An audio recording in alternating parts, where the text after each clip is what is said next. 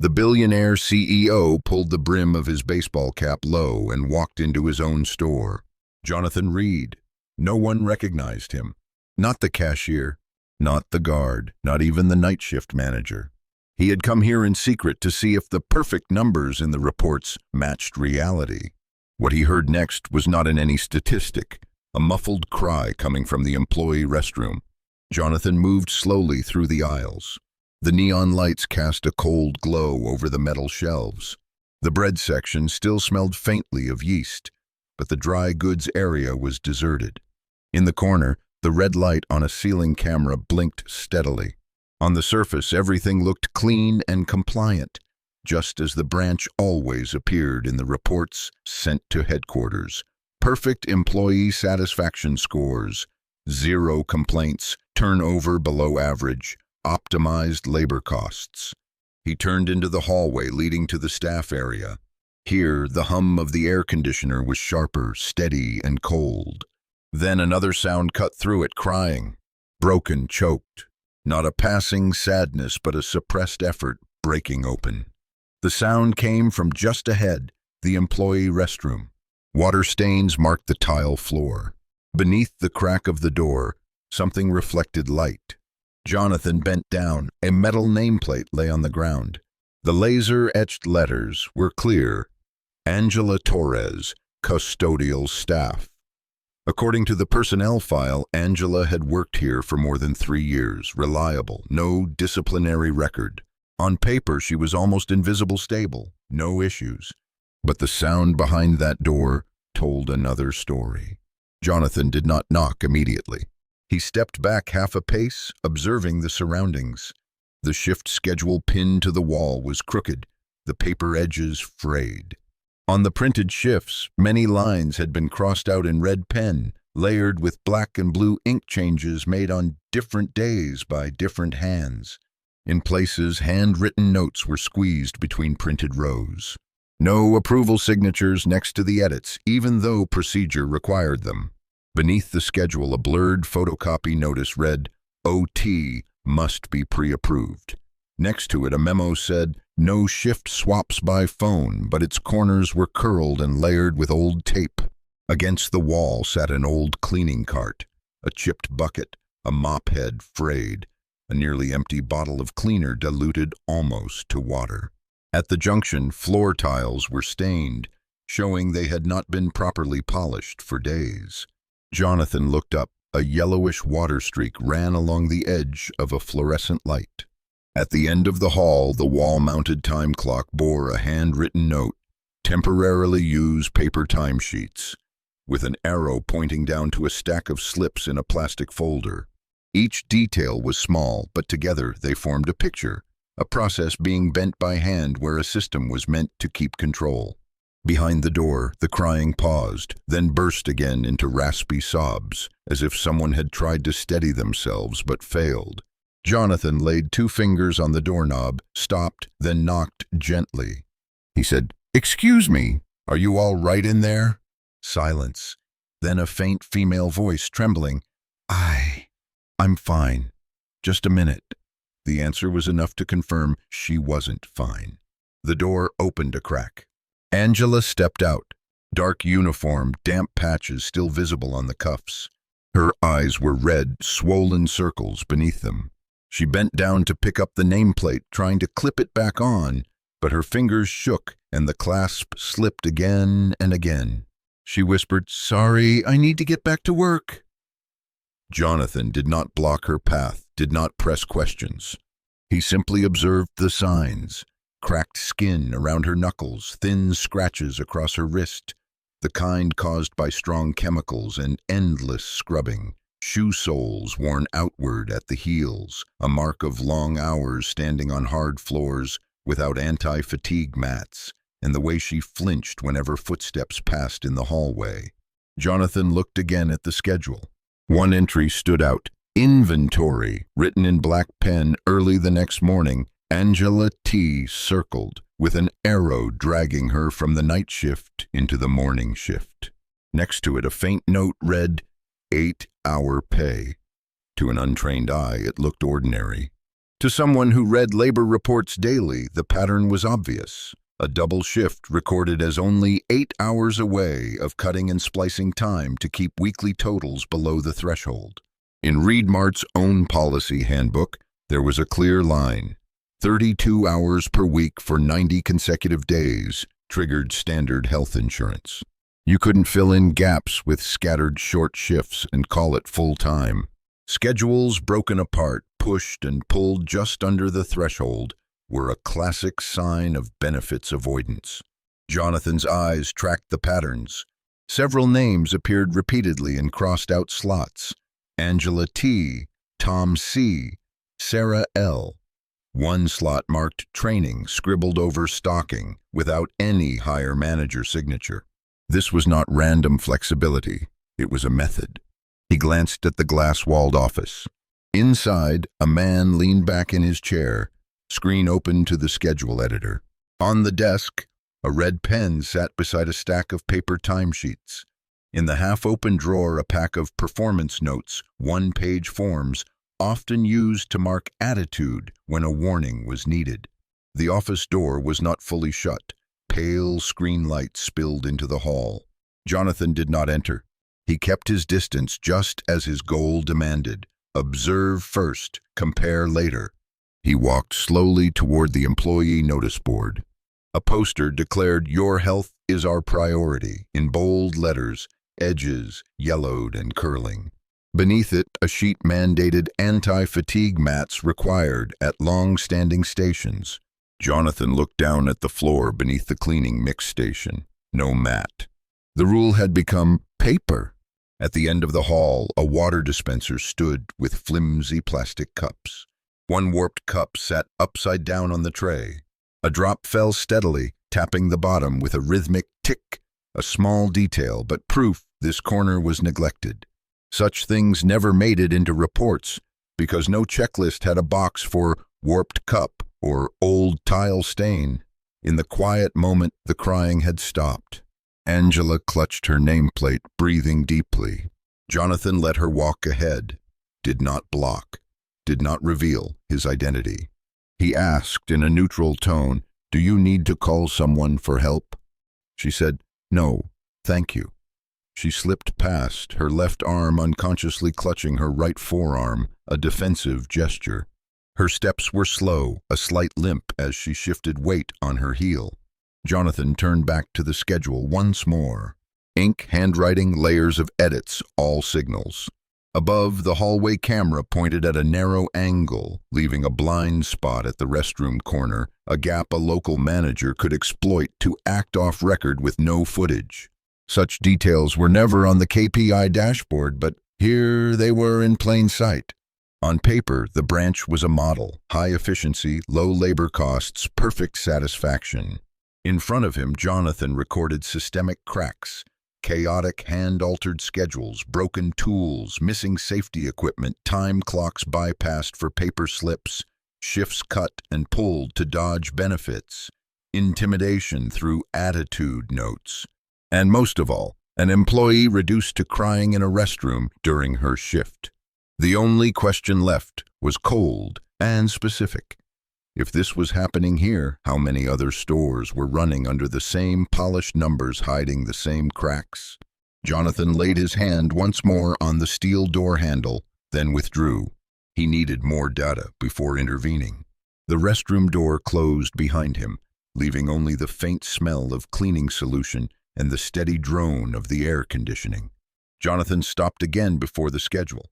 The paper edges crumpled, corners peeling, rows of hours slashed over and over in red. In the notes column, handwritten lines crowded between the print: shift swap, temp, inventory. No approval signature next to them, though the rule required it. Angela passed slowly, clutching her reclipped nameplate. The faint scent of cleaner followed her. He asked quietly, "Does the schedule change this often?" She said, "All the time. One week I get 35 hours. The next, 15. No notice," he asked. "Who approves these changes?" And she said, "The manager." He asked, "Is there a record?" She said, "No, just edits and reposts." She lowered her voice even more. I need 32 hours a week for 90 days straight to get health insurance. My son needs heart surgery, but the schedule keeps getting cut. I never reach it. Jonathan offered no comfort, no remark. He only noted it down. The 32 hours for 90 days threshold clear in policy. Repeatedly shaving schedules below, it was a deliberate benefits dodge. On the reports, though, the branch had no complaints. He asked, besides you, who else is treated this way? She said, Tom in electronics, Sarah at the counter. Tom got cut to 15 hours last week. Sarah's pregnant, but they moved her to inventory. He asked, do you have proof of your hours being changed? She said, yes. Screenshots.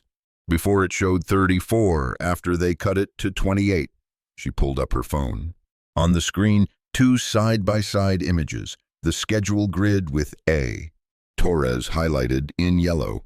The first showed a total of 34.1, the second evening slot slashed, total dropped to 28.0.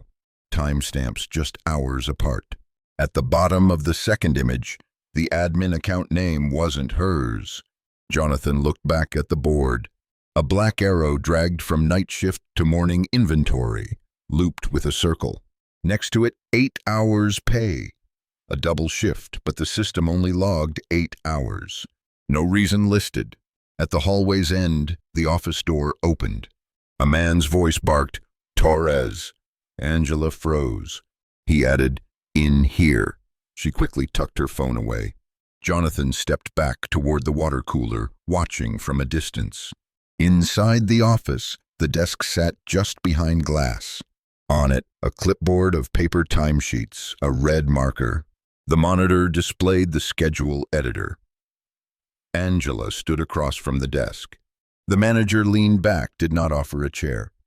The break room floor is still dirty. What have you been doing the past hour?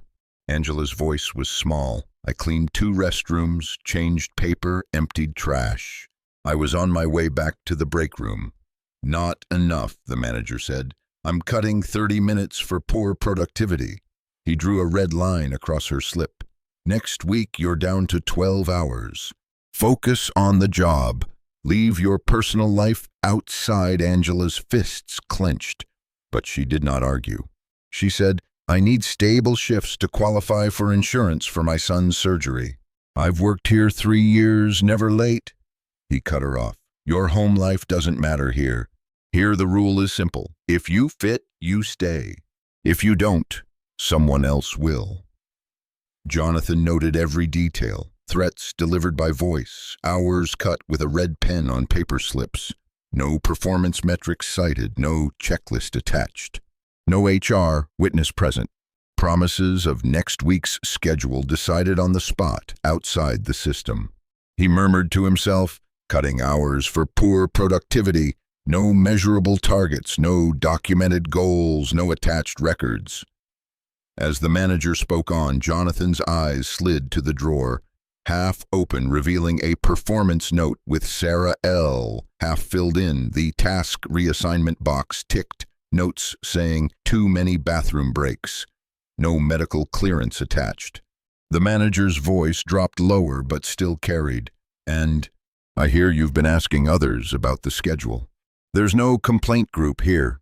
Anyone forms one, that's a resignation file, Angela whispered.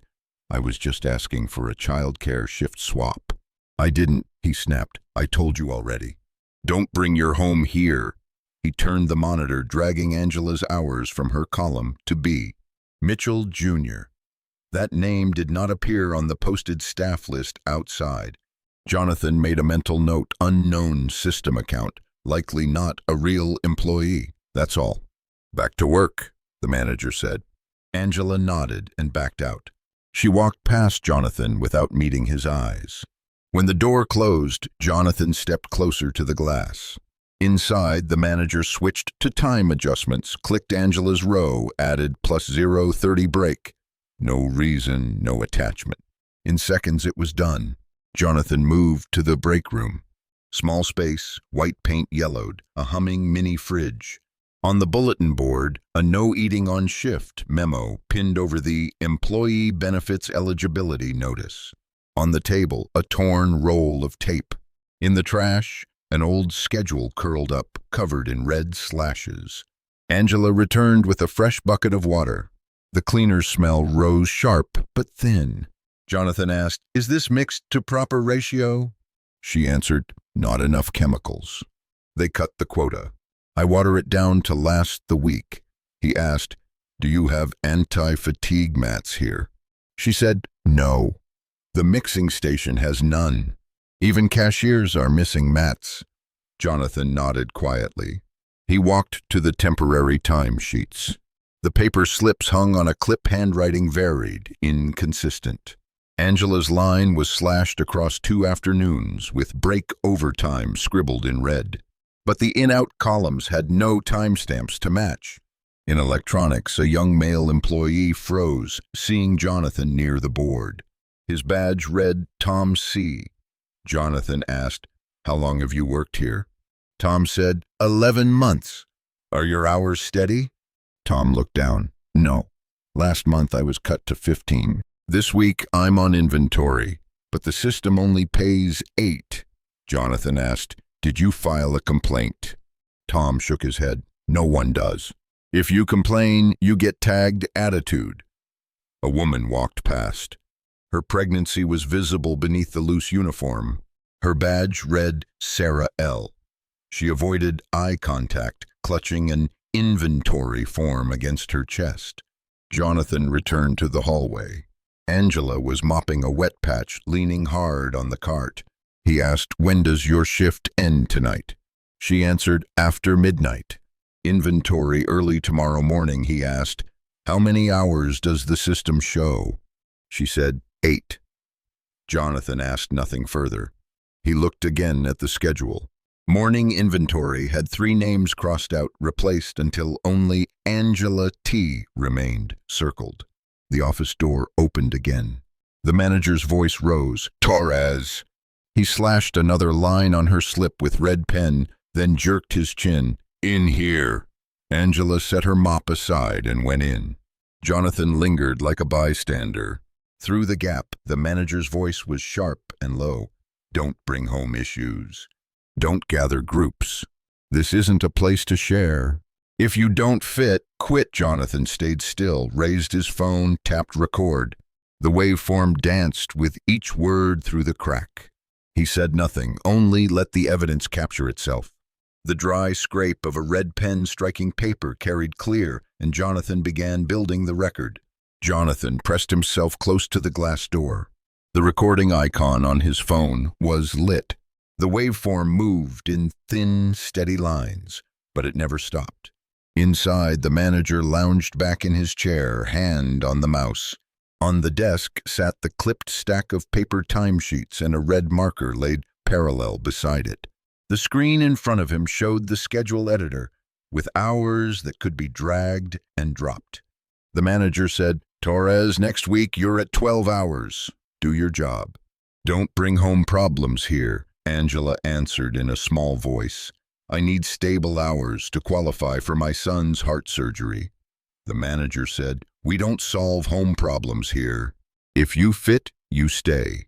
If you don't, you go." He opened the hour adjustment panel, clicked on A. Torres typed in break plus 0:30 with no reason, no attachment, then hit apply. Jonathan tilted the phone slightly to hold the angle through the door crack. Angela left the office, her hands still wet from rinsing equipment. The manager did not look up, just eased the door toward the frame without locking it. At that moment, the desk phone rang twice short and once long. The manager picked up and dropped his voice to a tight, clipped tone. He said, "Mitchell here." A low voice at the other end asked brief questions. Mitchell said, "Yeah, this week's numbers are done. Torres down to 12, Tom 15. Sarah moved to inventory. They'll self-select out." Jonathan noted the phrase self-select, the internal code for pushing people to quit without firing them. The voice asked something short. Mitchell said, "No complaints. Everyone here knows the rule. Open your mouth and your hours get cut. Another pause, then another question. Mitchell said, paperwork? I've prepped the attitude notes. Check the boxes for attitude and reliability. Enough to stick in the file. On the screen, his cursor slid to another column, and a name that did not exist on the posted staff board appeared clear as day. B. Mitchell Jr. He dropped hours from Angela's column into that one. At the bottom, Junior's total jumped from 22.5 to 24.0. The caller gave a confirming line. Mitchell said, right. Hours cut from them move to Junior. Payroll goes to the same place. No one asks, no complaints, and it's done. The call lasted just under 3 minutes. Few words, direct, short pauses. Jonathan kept the phone steady where the sound came through clearest. After the call, Mitchell opened benefits status. The name Angela Torres appeared.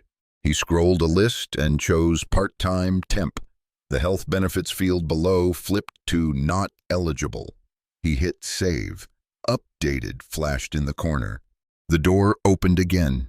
Mitchell called, Torres! Angela stood in the doorway. Her hands still carried the sharp scent of cleaner.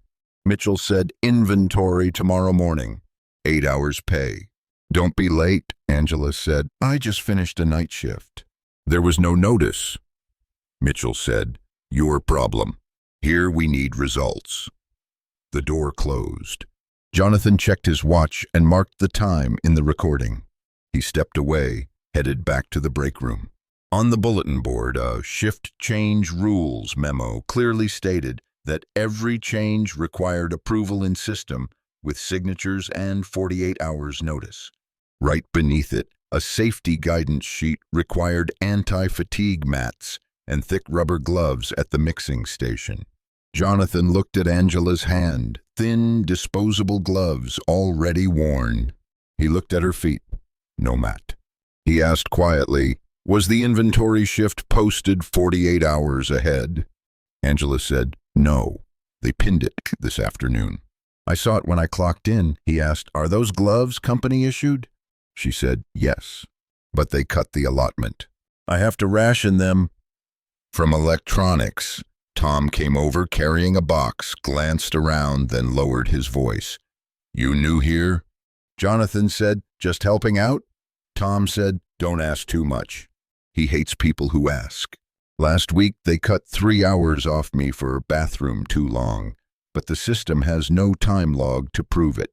Jonathan said, do you have before and after shots of your schedule? Tom said, yeah, but don't let anyone see. He handed over his phone. The first image showed 33.6 total hours. The second showed an evening slot crossed out and the total at 29.0. Beneath the second image it said, edited by D. Mitchell. Jonathan asked, what about Sarah? Tom said, 7 months pregnant. They moved her to inventory and call it multitasking. No stool. Marked her for too many breaks. Jonathan logged the repeating pattern. In the glass office, Mitchell's phone rang again with the same rhythm, 2 short and 1 long. He put it on speaker while his fingers kept moving. The voice asked, labor cost this week? Mitchell said, 23%, no complaints. I'm pushing Junior to 24.5. The voice asked, attitude paperwork ready? Mitchell said, ready. Torres, Tom, Sarah, all tagged. Jonathan raised his phone and watched the waveform thicken at the key phrases. He walked to the notice board and typed fast in his notes. Hand-edited schedule with no approval signatures, manual add of +030 break to Angela with no reason. Angela's benefits flipped to part-time with no note. Ghost name B. Mitchell Jr. grows whenever Angela, Tom, Sarah get cut. Complaints suppressed by hour cuts and attitude tags. Unsafe assignments. 1-person inventory. 1-person pallet pulling. Pregnant worker moved to inventory. Missing PPE and mats. The office door closed. Mitchell left his desk with the clipboard to inspect the customer restrooms. Jonathan leaned against the wall and lowered his phone. When footsteps faded, he returned to the board and shot wide frames, the schedule showing different pens and arrows, and Angela T. inventory circled. The paper timesheets with handwritten lines and no signature column filled. The time summary sheet with B. Mitchell Jr. in bold. Angela rolled past with her cart. The mop head clipped a metal table with a hard clack. Her fingers whitened on the handle. Jonathan asked, "What happens if you file a complaint with HR?" Angela said, "No one dares. The one who files gets their shifts cut first. Here they call it self-selecting out." Jonathan did not comment. He stood still and let the ambient night shift noise, air handler, cartwheels squealing, water dripping flow straight into the mic. In the thin air of diluted cleaner, snatches of Mitchell's voice from behind the glass kept leaking out, enough to match to what Jonathan had seen on the screen.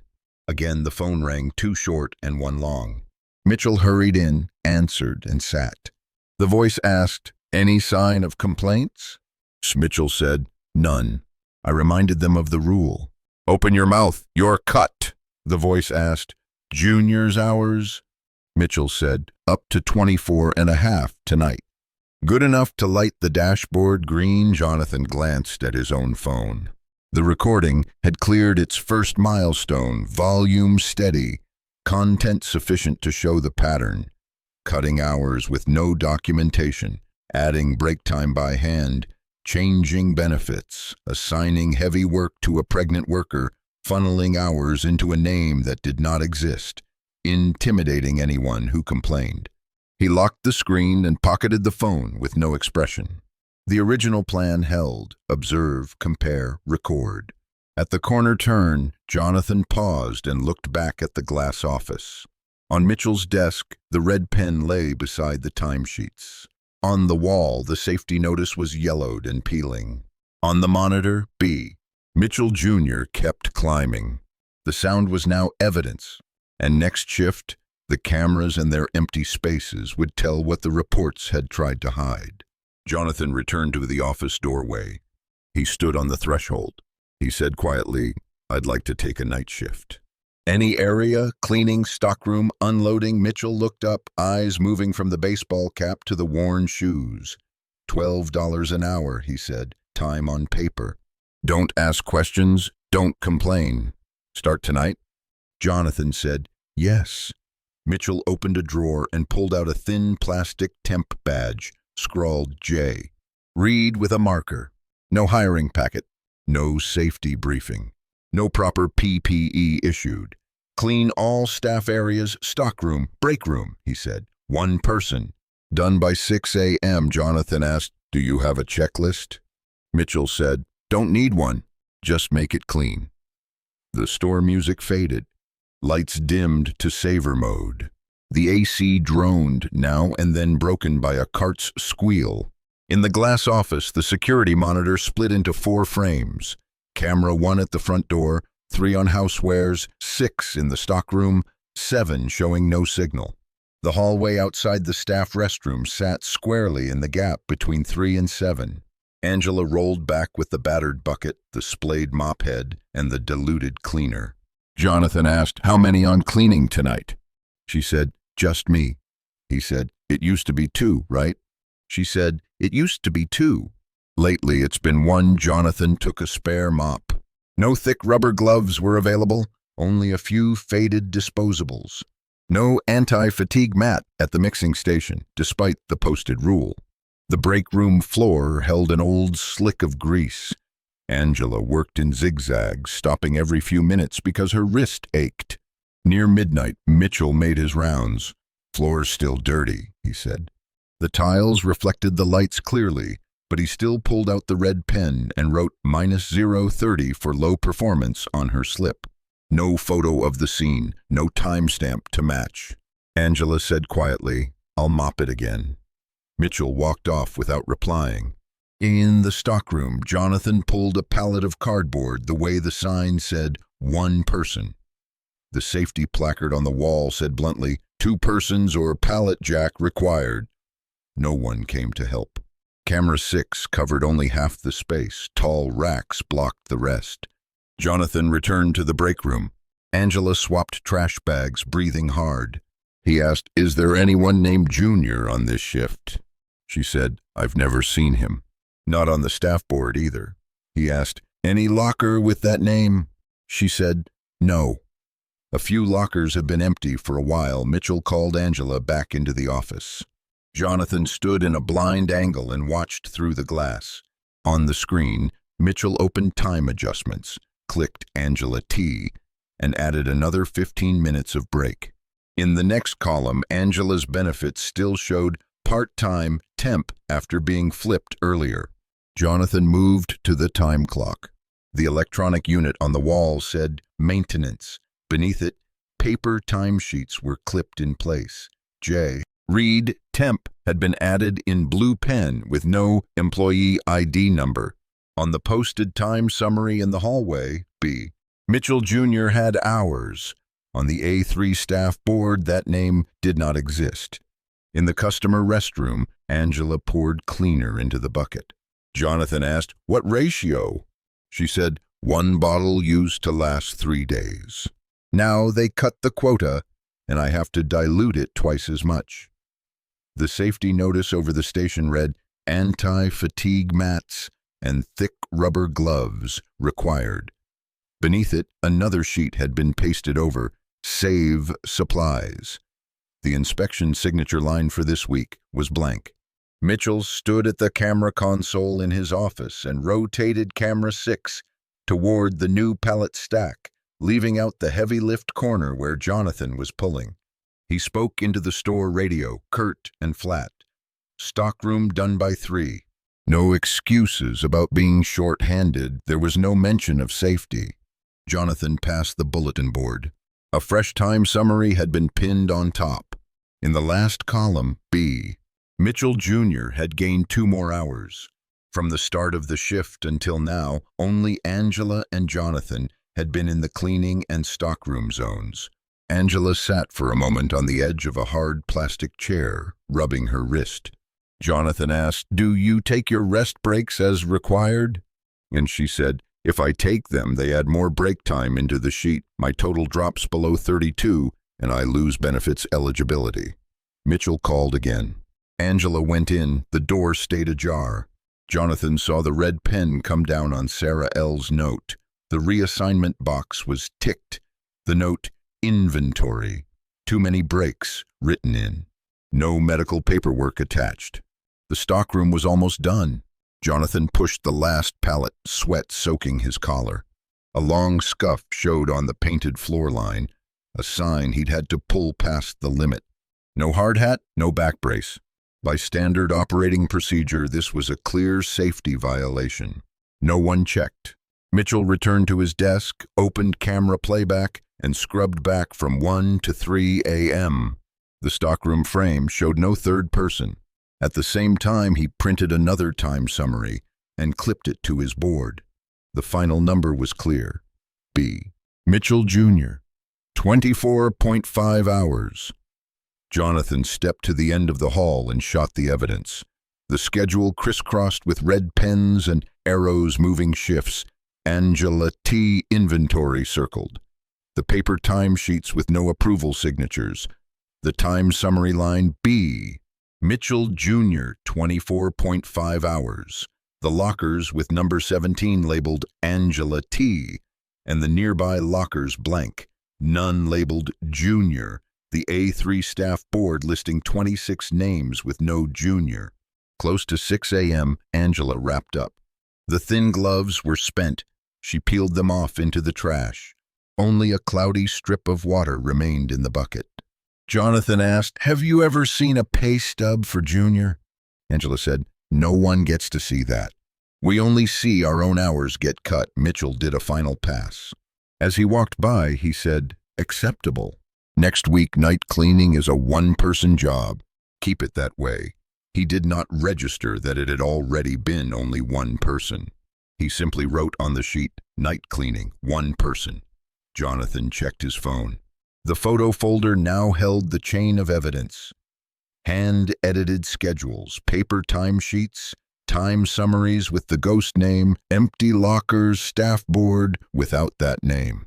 The audio from earlier contained enough phrasing to define a pattern, cutting hours verbally, adding break time arbitrarily, flipping benefit status, assigning inventory to a pregnant worker, ignoring safety. He looked one more time, the cold neon, the rattling water cooler, the dead camera angle, the red pen on the desk, the yellowed safety notice. The report called this branch a model. In the middle of those polished pages, one line stood out on the summary, B. Mitchell Jr., 24.5 hours. A name with hours and pay, but no person in the store. That crack would tear the story open in the next act.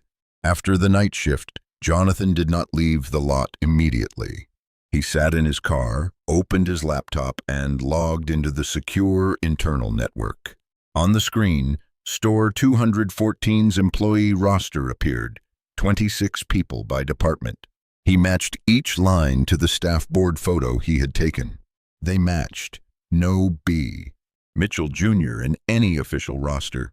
He opened the timekeeping payroll preview for the current week. At the bottom, a name appeared, B. Mitchell Jr. active. The hiring documents column was blank. No tax forms, no work eligibility verification, no ID copies. A gray note read, manually added by D. Mitchell. Jonathan opened the edit log. Lines scrolled by time. D. Mitchell moved 2.0 hours from A. Torres to B. Mitchell Jr. D. Mitchell moved 1.5 hours from T. Chen to B. Mitchell Jr. D. Mitchell added plus 0.15 break to A. Torres D. Mitchell moved 1.0 hour from S lane to B. Mitchell Jr. Angela's benefits history showed changed by D. Mitchell, full-time, part-time, temp. Reason, blank. In the pay routing panel, Angela's deposit ended in 1483, masked. Jonathan opened the row for B. Mitchell Jr., also 1,483. He checked the internal bank tokenization. Angela's routing code was R7A, account token A11D, the line for B. Mitchell Jr. was also R7A/A11D. The system hid actual numbers, but matching tokens meant a single receiving account. To rule out confusion, he opened the Lockers Badges module. Locker 17, Angela T. The next three were empty. No new badge issued under Junior for 12 months. He pulled up the camera matrix for the prior night. The stockroom frame showed only Angela and himself moving between 1 and 3 a.m. The hallway camera at the restroom corner was still down. He scrubbed to the time when 2 hours were added to Junior. The image showed only Angela pushing a trash cart. No third worker. He screenshot the edit log, benefits history, tokenized pay routing, and camera frames at matched timestamps. He wrote, segregation of duties breach. One local person, D. Mitchell, editing schedules, altering break time, flipping benefits, approving payroll. No regional HR co-approval. He called the internal compliance line. Grace Park answered, voice, even, and brief. If two payroll profiles have different names, but the same pay routing token, and there are no hiring documents or IDs, what is that? He asked. Grace said, if there's no authorization and no valid file, that's a ghost profile. Moving hours from real employees into that profile is wage diversion. We need to freeze the editor's permissions and start an audit trail. Jonathan said, don't act yet. Give me time to assemble all the pieces, Grace said. I'll lock benefit changes at store 214 until 8 a.m. After that, any change requires regional HR co-approval. Jonathan checked further. The B. Mitchell Jr. profile had been created 8 months earlier, the same day D. Mitchell was granted temporary local approver status due to a 2-week manager gap. That status was never revoked after the role was filled. On the labor cost dashboard, store 214's labor spend line had dropped 23% over 6 months, while the performance line rose. Each dip in labor cost matched a log entry moving hours to Junior. The summary line read, "No complaint records." He returned to the store before opening time. The break room was empty. Angela hung a damp cloth on the rack, her right hand trembling slightly. Jonathan asked, "There's no Junior on the posted roster. Have you ever met him?" "Never," she said. "We only see the name when our hours disappear." Tom walked by, set a box down, and lowered his voice. "Junior was 20 hours last week," he said. 24 this week. "No one's seen him." "Ask too much, and you get the attitude tag." Jonathan asked, "Do you have last week's summary photo?" "Yeah," Tom said. Jonathan saved it. Last column showed B. Mitchell Jr., 20.0 hours. Approved by D. Mitchell. He stood again outside the glass office. Mitchell held a clipboard, glanced at Jonathan like he would at a temp janitor, then looked away. "This morning, Sarah's on inventory," Mitchell said. "One person. Finish and own it." Jonathan said, "She's pregnant." Mitchell said, "Doesn't matter. Either you can do the job here or you can't." Through the glass, Jonathan saw the schedule editor open. B. Mitchell Jr. already showed 24.5 hours. He checked the badge log. No swipes for that name in the past quarter. In timekeeping, Junior's method was paper existing only on paper. Meanwhile, on Angela's benefits screen, a gray overlay read, "Change blocked, awaiting co-approval." Compliance's silent lock was active. Any further status flips by Mitchell would fail without regional HR. Jonathan walked to the posted time summary. At the bottom, approved D. Mitchell was clearly signed. No second signature. No HR stamp. The two-signature rule was not being applied. Angela rolled a trash bin past, saw the sheet, and paused for half a beat. In a whisper, she said, "That name just went up again." Jonathan asked, "You've never met him in person?" "Never," she said. The desk phone rang with the same rhythm. 2 short, 1 long. Mitchell hit speaker, fingers still on the keyboard. "What's labor this week?" the voice asked. 23%, Mitchell said. "No complaints." "Junior up to 26, keep payroll to the old destination." "Don't change the target," the voice said. "Copy," Mitchell said. "Same token." "No one sees it." Jonathan opened the recording app. The waveform rose in thick blocks. He dropped a marker at "same token." "No one sees it." The pieces fit together. A name in the system with no body in the store. Hours diverted from real people to that name. No badge, no locker, no camera images. The same pay token as an actual account. One person controlling schedules, time edits, benefit status, and payroll approval. A repeating call rhythm confirming, "Keep the same payroll token." Jonathan locked his screen. He said nothing more. He listened to the short quiet at the end of Mitchell's sentence, the kind of quiet that comes from being too sure. A name paid without a person now had a financial fingerprint. And that 2 short, 1 long ring was about to pull an entire web into the light in the next act. The next night, Jonathan returned on time. He went straight to the cleaning closet by the glass office, close enough to capture voices but far enough not to be obvious. The phone in his pocket was open to record, battery full. Inside, Mitchell sat behind the desk, schedule editor up. The red pen lay by the timesheets. Right on cue, the desk phone rang 2 short, 1 long. Mitchell answered by reflex. "Mitchell," he said, voice lowered. The caller said, "This week's hours?" Mitchell said, "Cut. Torres 12, Tom 15, Sarah to inventory. No complaints." "Where do the hours go?" the caller asked.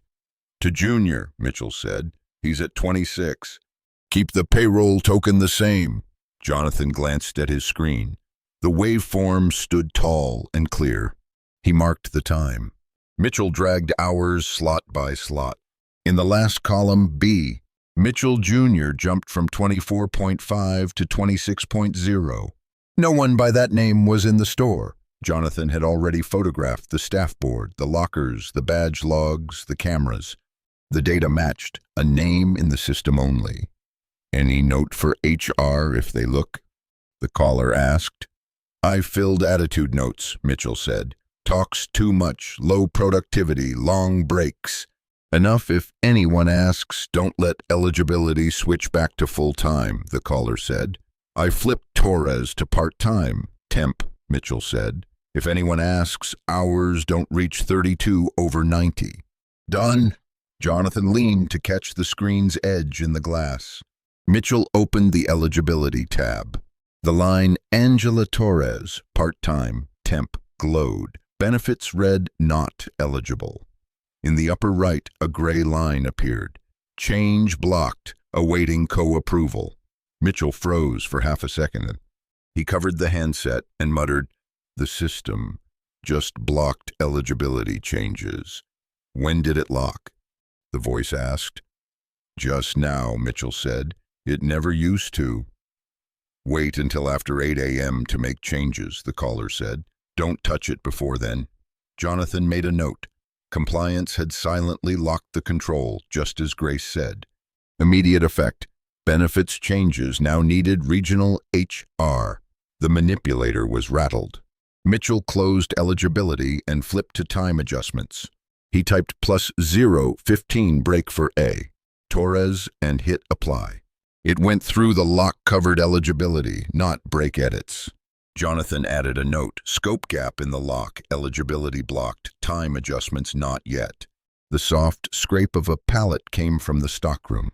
Angela passed the hall with a bundle of rags. The skin at her joints cracked. Jonathan did not call to her. He let the ambient sounds, HVAC, wheels, paper flipping flow into the mic. The phone rang again with the same rhythm. Mitchell hit speaker. Labor this week? The voice asked. 23%. Dashboard green. No complaints. Junior holds at 26, Mitchell said. And the cameras? The voice asked. Cam 7 still offline, Mitchell said. Cam 6 rotated to the pallet stack. No one visible except Angela and a temp janitor. Good, the voice said. No picture means no person. Jonathan marked it. Admission of rotating the camera to create a blind spot, a clear intent to conceal. He matched it to his earlier photos. Cam 7 down, Cam 6 re-aimed. Mitchell ended the call and opened payroll preview. The direct deposit for B.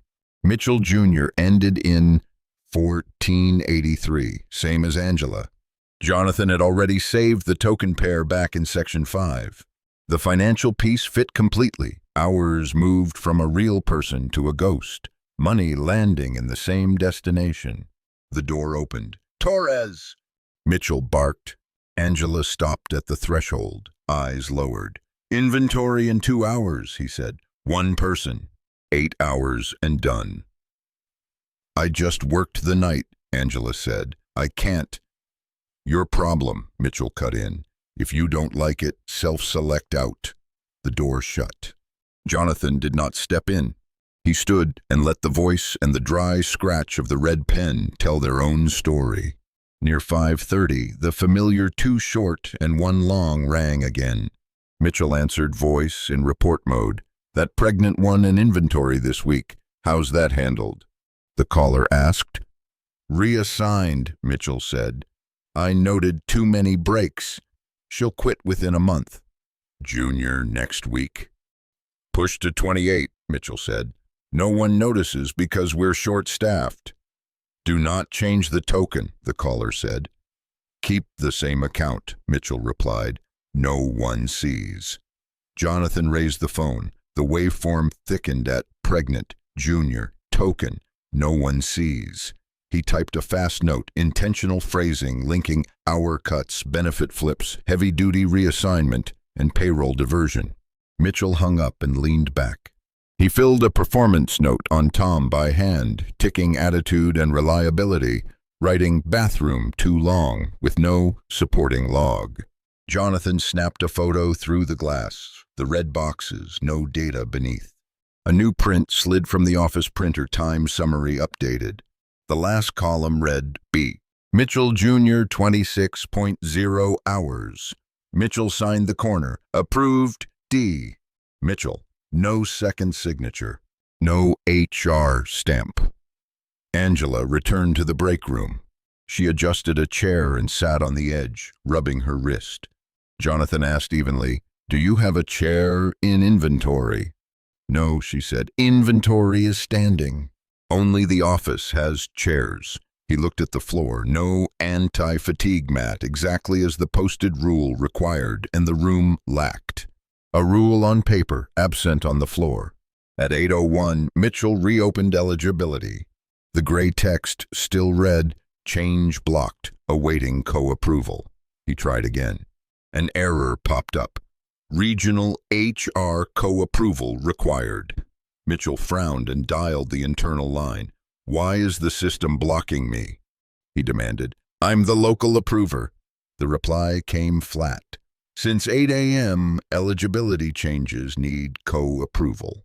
"We never had that," Mitchell said. "Now you do," the voice said. Jonathan didn't listen to the rest. He had what he needed. A live reaction to a new control, proving that previously he had acted alone without co-approval. Jonathan walked the hall to the notice board. A new paper had been posted. Notice: mandatory inventory training, 1400 today, entire afternoon shift. Signed, D. Mitchell. Location: customer service area. Topic: new inventory process, personal responsibility for variances. Jonathan paused. A full store meeting, a point where people and papers would be in the same room. Exactly what he needed to connect evidence with those affected. He returned to the break room.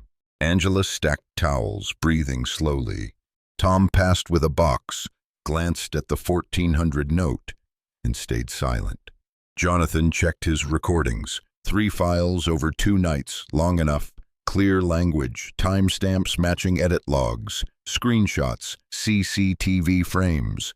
He checked the photos. Red-inked schedules, paper time slips, time summaries with Junior, eligibility showing part-time, and the co-approval lock. Paper attitude notes with check marks. Rotated camera angles, empty lockers. What else before 1400 hours? He opened the people directory and scanned nearby stores. 210, 219. Neither had B. Mitchell Jr. on staff. But in 214's timekeeping, the name was still active. He noted a risk. The pattern might be broader, not a conclusion yet, but signs of a local practice with systemic flavor. At 10:15, a delivery truck beeped backing into the dock. Mitchell went to sign, spoke briefly to the driver. Jonathan stood at the rack's edge, checking the camera angle. Cam 6 still didn't sweep the whole stockroom. Cam 7 was still down. At 11:30, Mitchell returned to print an inventory liability form. Variance will be deducted from the responsible person's pay. Jonathan shot the bottom margin. No policy code, no reference to state or federal law. A local invention. At 12:10, Angela set the mop in its slot, leaned on the handle, and panted. Jonathan asked, "Will you attend the training at 1400 hours?" "Yes," she said. "Anyone absent gets marked non-cooperative." Jonathan nodded. 2 hours, enough time to stage the chain of evidence. Audio, images, logs, procedures, and witnesses. Mitchell walked the hallway, flicked a glance at Jonathan, then stopped at the board. He underlined mandatory with red pen and added, "Anyone resisting equals off the team." The pen hit the paper with a dry scrape. Jonathan didn't look away. He now had the caller, the content, the rhythm, the effect after each call, and the financial trail. Together with the co-approval lock landing while the man was at the keyboard, it drew a behavioral map step by step. In the corner, a faded slip still read, "Year goal, build a safe, fair workplace." Its edges were yellow. Below it, the fresh red ink gleamed. Jonathan tucked his phone into his pocket, straightened the temperature badge. He said nothing to anyone. He just waited for 1400 hours. In a room full of employees, one voice would speak, and no one would dare to breathe too loudly. At exactly 1400, the customer service area turned into a meeting room. The employees stood in a half circle, Angela resting lightly against her cart, Tom holding an inventory checklist, Sarah with a hand on her belly by the returns counter. On the wall was the morning's fresh posting. Inventory variance will be deducted from the responsible person's pay. Bottom corner signed D. Mitchell, no policy code, no legal reference. Mitchell held a clipboard in the center, voice curt and short. From today, personal responsibility is number 1, he said. Lost or off-count stock will be taken from your pay. If that doesn't suit you, leave the team. A few glances met and broke. No one spoke. Jonathan stood at the back with the temp badge J. Reed clipped to his pocket. He didn't push forward. He watched. 2 new hires kept their heads down taking notes. A teen cashier glanced at Angela. Sarah gripped her sheet so hard it wrinkled. Jonathan asked evenly, "Is there a company policy authorizing wage deductions for variance, and who approved it?" Mitchell said, "I approved it for this store. Here you either do the job or you don't." Jonathan said, "The handbook requires regional HR co-approval for any change to pay practices." Mitchell smirked. "I decide here," he said. He raised his clipboard and pointed at names. Torres last night minus 0.30 for low efficiency. Next week 12 hours, Tom 15. Sarah inventory alone and you own the result. Angela's hands clenched on the cart handle. Tom pressed his lips thin. Sarah looked up, then down again. Jonathan did not argue. He looked at the mandatory training posting and then up at the cameras. One pointed at the entry, one toward the counters, the stockroom corner missing. He stepped back half a pace, pulled out his phone, turned on the speaker, and set it on the edge of the returns counter. Sound filled the space, clear and clean. Mitchell's voice from the prior night. Torres down to 12, Tom 15, Sarah to inventory. No complaints. Hours cut, moved to junior. Keep the same payroll token. No one sees the room stalled. A whisper rose and died. Angela closed her eyes for a beat. Tom's gaze snapped to Mitchell. Who gave you permission to record? Recording is prohibited here, Mitchell said through clenched teeth. Jonathan said, this state allows one-party recording in work conversations. I'm presenting facts. He tapped the screen and played the second clip. Mitchell's voice again.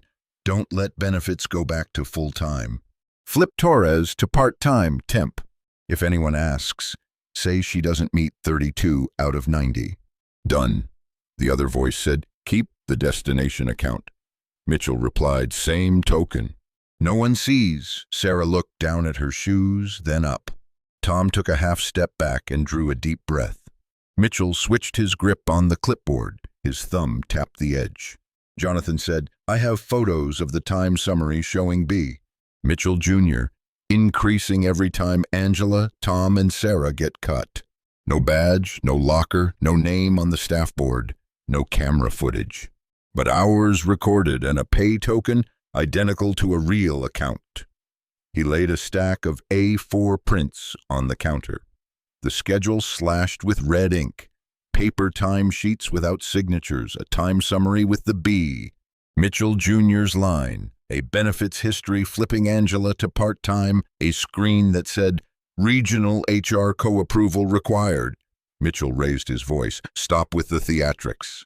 Anyone who sides with him should rethink their job. Angela said softly, I've worked 3 years. I don't want to quit, then be quiet and work, Mitchell snapped. Jonathan played a third clip. Mitchell's voice low and dry. Move the pregnant one. Mark too many breaks. She'll quit in a month. Another line followed. Stockroom done by 3. One person pulls pallets. No safety training. Sarah turned half away, one hand on her back. Tom edged forward, then held his place. A young clerk at Register 2 covered his mouth without meaning to. Jonathan said, "This variance deducted from pay sheet is a local invention. It's not in the company handbook. Safety postings require anti-fatigue mats, thick gloves, and two-person pallet pulls. I have photos showing those aren't in place." Mitchell dropped his clipboard on the counter and leaned forward. "Who are you to lecture me here?" he said. "The one comparing data points," Jonathan answered. He tapped a speed dial and put the call on speaker. A steady female voice answered. Grace Park from compliance. She said, "Store 214, benefits changes are locked. Any change requires regional HR co-approval. System logs show hours were moved from real employees to a profile with no documents. Compliance is currently at your door." Mitchell's shoulders twitched. His eyes flicked toward the entrance. Two people in compliance vests stood at the edge of customer service, waiting without stepping in. They said nothing. Their presence was enough. "Meeting over. Everyone back to work," Mitchell said, voice tight. "I want to hear the rest," Tom said, very quietly but clearly. Angela said hoarsely, "I want to know why my hours were moved." Jonathan lifted his phone again and played the final clip, the camera blind spot exchange. The other voice said, "Cameras?" Mitchell said, "Cam 7 still down. I rotated Cam 6. No picture means no person." The room went still. The AC hum was loud. A single drop hit the water cooler tray. Jonathan said, "I have photos of the rotated camera and the no-signal screen. I have edit logs showing manual break additions, overnight benefits flips, and hours moved to a non-existent name. I have audio confirming keep the same payroll token." Mitchell inhaled sharply and struck the clipboard with his pen. A hard thud. "All lies," he said. "He's a temp janitor. He has no right to speak here." Jonathan said, "I have the right to do one thing. Check whether the system matches the people standing in this room." He turned to the employees, voice level. "If in the last 3 months your hours were cut below 32 per week without written reason, raise your hand." Hands rose slowly. Angela, Tom, 2 cashiers, a stockroom worker. Sarah hesitated, then lifted hers too. "If you were told to do inventory alone or pull a pallet alone, raise your hand," Jonathan said. 3 more hands. Mitchell darted a look at the doorway and then back, jaw tight. "This meeting is over," he said. No one moved. Jonathan picked up his phone. The screen lit, reflecting a slim metal object in his other palm. He set the phone beside the paper stack and turned back his jacket just enough. A metal badge flashed under the lights, edges and letters catching. Mitchell's voice caught. "What are you doing?" Jonathan said, "Introducing my role."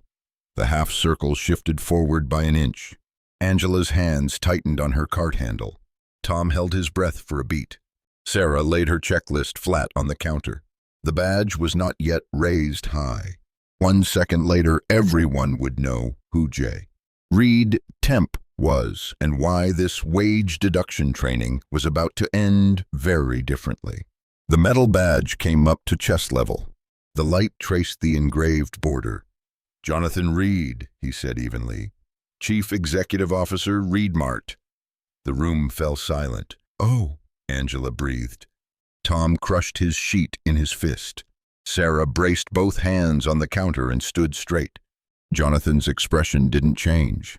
He set the badge on the counter beside the photos. "The training stops here," he said.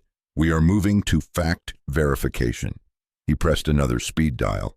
2 compliance staff stepped in, 1 on each side, clipboards in hand.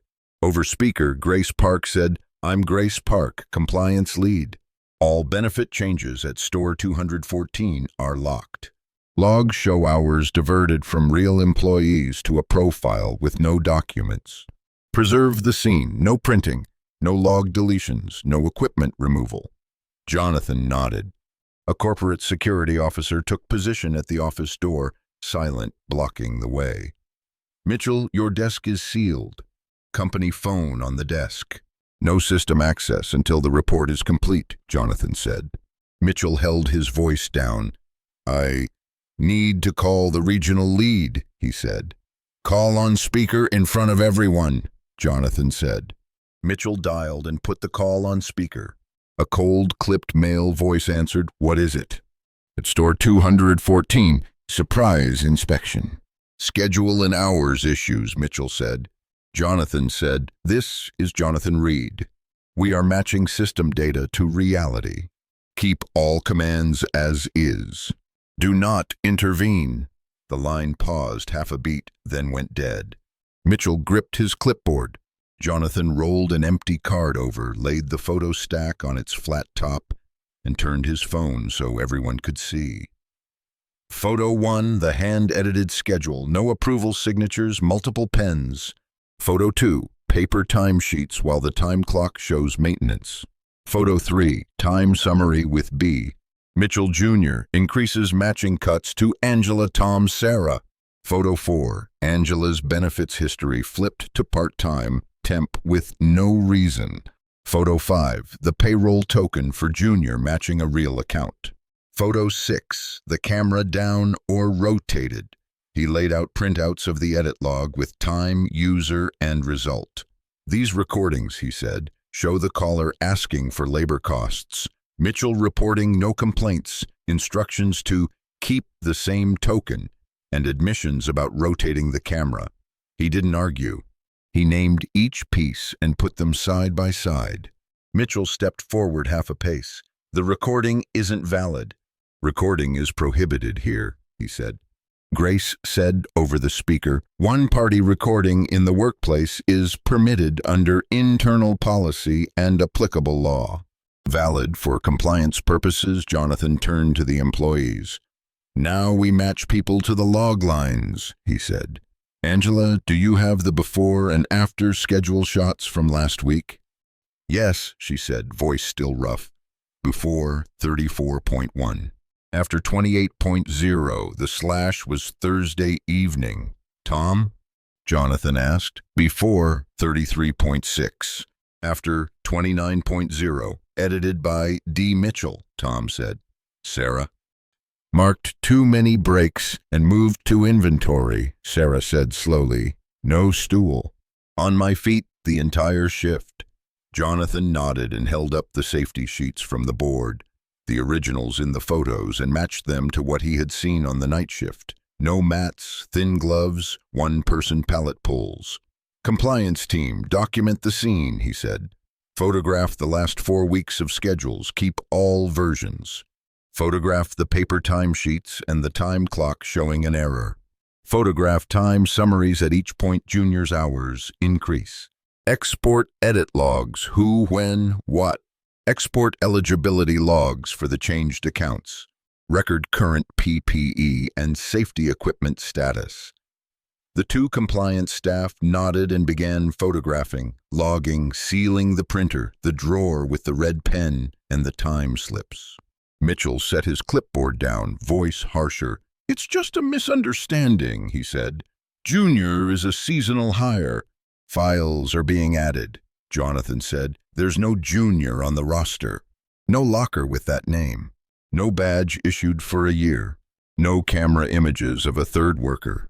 The payroll token for Junior matches a real account. Do you have an authorization letter or tax forms for Junior? Mitchell said, There will be. Right now? Jonathan asked. Mitchell said nothing. Jonathan turned back to the group. Restoration begins now, he said. Angela Torres, restore full-time status, reinstate and backdate benefits to the qualification date, and advance necessary medical funds. Tom, restore cut hours where evidence exists and issue back pay. Sarah, suspend inventory assignment, provide light duty, provide seating for breaks, and keep hours at required levels. Everyone, review the last 3 months and return any hours diverted to the wrong destination. Grace read quickly over the speaker. Based on schedules and median wages, preliminary reimbursements are estimated as follows. Angela over $14,000, Tom over 6,000, Sarah over 3,000. Exact figures will close after full reconciliation. Advance funds within 48 hours. Mitchell stepped back half a pace. You can't fire me in front of the staff, he said. Jonathan said, I'm not making a final decision here. I'm reading the findings. Conflicts of authority. One person editing schedules, timekeeping benefits, and payroll. Wage diversion, hours from real employees to a profile with no documents. Safety violations, one person inventory, one person pallet pulls, missing PPE. Threats, open your mouth equals hours cut. Self-select out. Camera interference, rotating angles, and maintaining a dead feed. Jonathan nodded to compliance. One of them placed a sealed envelope and a suspension notice on the counter. Effective immediately, you are suspended pending formal investigation, Jonathan said. Surrender company equipment. Leave the area with security. Do not contact subordinates. Mitchell looked around. No one spoke. Security stood 2 steps away, keeping distance. I will appeal, Mitchell said softly. You have that right, Jonathan said. Everything is recorded in audio, video, and system logs. Mitchell set the company phone on the desk, removed his badge, signed the suspension receipt, and left with security. There was no applause, only silence. Jonathan turned back to the staff. Now we restore, he said. Advance pay for those whose hours were wrongly cut. Lock in at least a 4-week schedule for cleaning, stockroom, and counters. Reissue anti-fatigue mats, proper gloves, and sufficient pallet jacks. Create a direct feedback box to headquarters, bypassing the store manager. Elect an employee representative by secret ballot within 72 hours. That representative will have a direct line to regional HR and compliance. He stopped for half a beat and looked at each person. For the next 2 weeks, we will have an acting manager, he said. Angela, would you be willing to act as interim lead for cleaning and stockroom? I'm willing, Angela said, quiet but clear. Jonathan nodded to Tom. Tom, you'll lead today's inventory point, he said. 2 people per shift, chairs available, and breaks recorded by the book. Tom nodded quickly. Sarah said slowly, I can work the counter. I can't stand alone on inventory. No one stands alone anymore, Jonathan said. Grace added over the speaker, freeze the B. Mitchell Jr.'s payroll profile and trace all disbursements over 8 months. Revoke local approver permissions from account D. Mitchell across the system. Initiate randomized review of 5 nearby stores. Jonathan stacked the papers and clipped his badge back on his pocket. For the next 14 days, I'll be in the area, he said. All changes will be posted publicly on the board. No one will be punished for what they say in this meeting. He stepped back to close. Just then, his phone buzzed. He glanced at the screen and hit speaker. Grace again, voice lower. We have additional data from HQ, she said. The move hours duplicate payroll token pattern is not unique to 214. 4 other stores in the cluster show similar traces. The logs show the same call rhythm, 2 short, 1 long. No one in the room breathed loudly. Jonathan looked around, eyes resting on Angela, Tom, and Sarah. 214 is just the starting point, he said evenly. Tonight we seal the holes here. Tomorrow morning we start roll call at the other 4. He pinned the metal badge back on his pocket.